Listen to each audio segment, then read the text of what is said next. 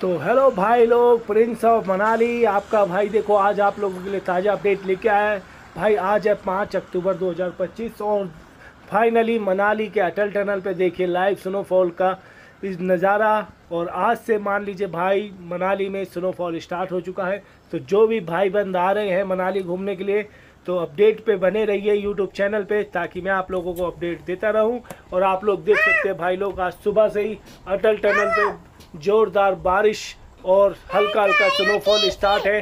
तो I hope अच्छा लगा वीडियो तो सब्सक्राइब करें मेरे चैनल को।